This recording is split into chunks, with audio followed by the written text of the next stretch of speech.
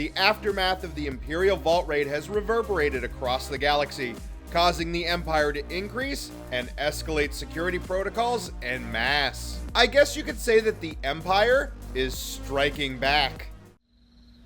What, no one? I don't even know why I bought.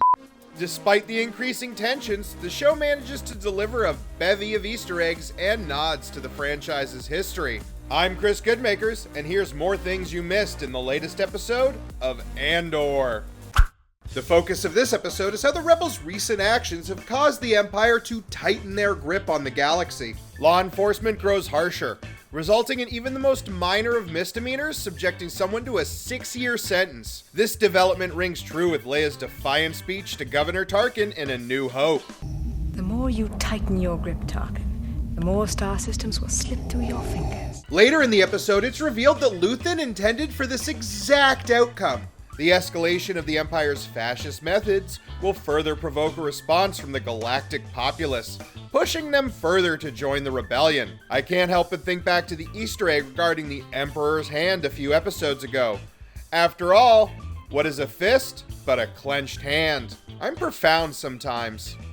This week's Imperial Security Bureau meeting was run by Colonel Wullf Yularen, who is one of the most important figures in the ISB.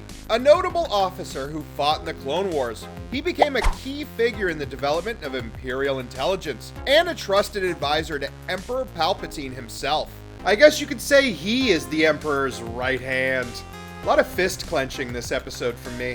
While it can't be said for certain if he will have more to do between this show and his inevitable nuclear cremation aboard the Death Star, it's nice to see such a specific cameo that lends itself to the show.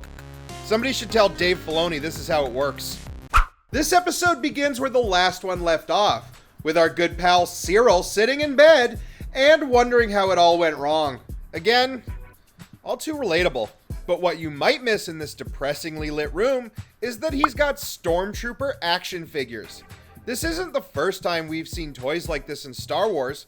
Heck, it's not even the first time we've seen them on this show. But it's the first time we've seen Imperial propaganda explicitly aimed at children in this world. Much like in real life, corporations fabricate iconography to tie our positive child memories to said iconography. Star Wars has been like this since the original movie set the world on fire, and this is simply a prime example of art inevitably imitating life itself. Which really begs the question, is there a Hot Toys outlet in the Star Wars galaxy? 7 episodes into Andor, and we're finally seeing Stormtroopers. This isn't even a complaint about the series at this point, as it makes sense with the show's overall arc. Up until now, the seedlings of the rebellion have only come into contact with the corporate militia and the Imperial garrison, both of which are comprised of people who effectively volunteered for these positions, be it through Imperial propaganda, or it's simply being a job that people like Cyril could see themselves advancing through. Now that doesn't mean that every Stormtrooper is a clone at this point, it just goes to show that law enforcement at this point has reached a stage where it no longer has a face. They are not people, merely the faceless, emotionless hands of the Empire's fascist regime. Speaking of the faceless, unemotional hands of a fascist regime, this episode reintroduces KX units.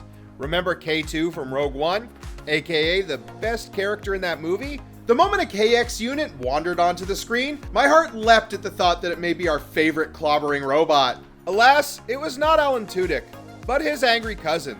It's probably because Alan was too busy making weird animal noises for Disney. I went to Julia. Still, it's cool to see Imperial droids pacifying innocents outside of Jedi Fallen Order. As cool as sci-fi fascism can be, I suppose. Still, hopefully this hints at Cassian and K2's inevitable meeting and reprogramming. A major revelation in this episode is how the Rebel Alliance cells operated so effectively, given how far the Empire's intelligence systems reach across the galaxy. The Imperial Security Bureau has divided the galaxy into sectors, each assigned their own individual caseworker.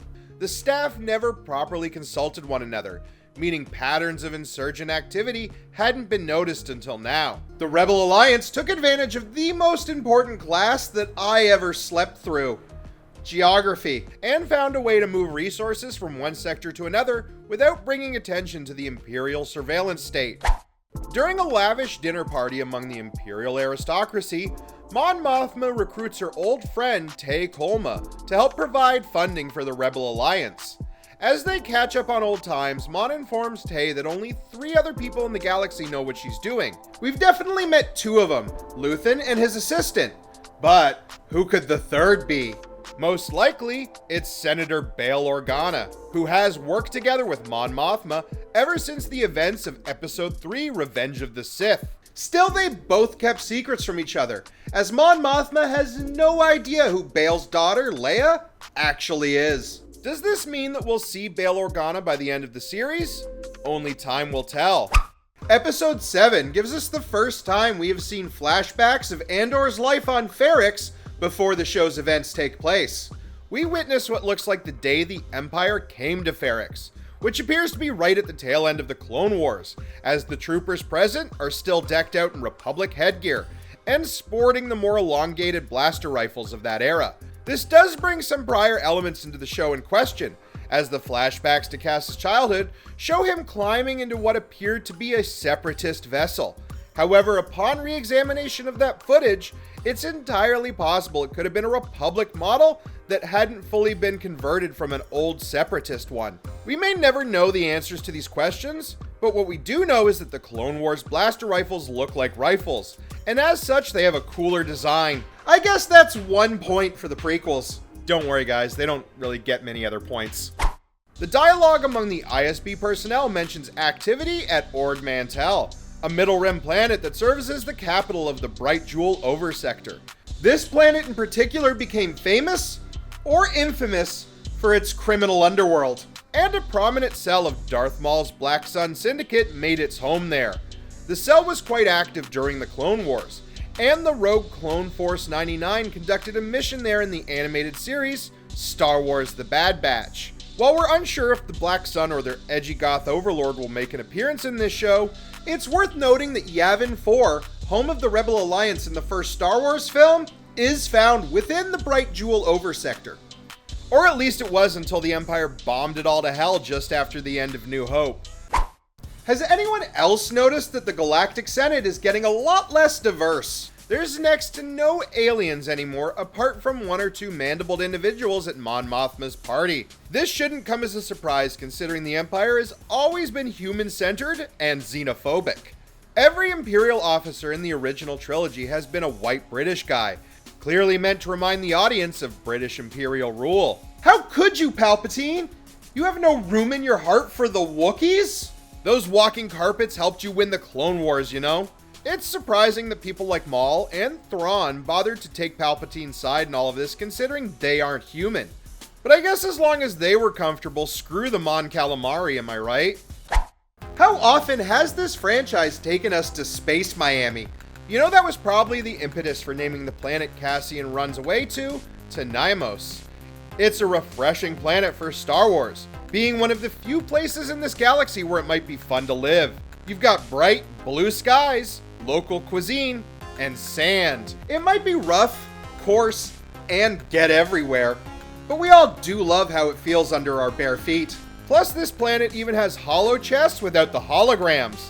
The game's actually called Djarik, but not that you would know that unless you've wasted the better years of your life. But it's cool to see that people in the Star Wars universe can play the classic game without fancy hardware, meaning they have the pieces to fight each other as they see fit. I wonder if there's an interplanetary competitive league for the game that ends in the players just chucking the pieces at one another. Yeah, that would definitely happen if you didn't let the Wookiee win.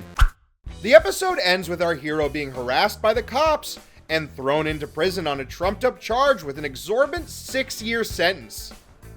Nope, I can't find any real-life parallels to that at all. But this does bring a major concern for the show. Are we about to have a 6-year time skip? It would certainly be ambitious and thematically appropriate given everything that's been going on. When the Empire striked back the first time, we had a 1-year time jump between films.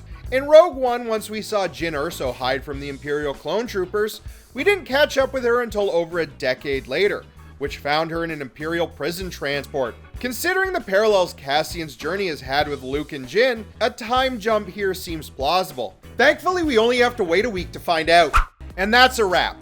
Despite being light on action, this episode was easily one of the tensest yet, with plenty of potential paths the story can take from here. It looks like Andor will be serving some hard time and may come out of it with a few prison tats of his own. Andor will return next week, and so will I. But until then, I gotta run to the store. I'm sure it'll be quick.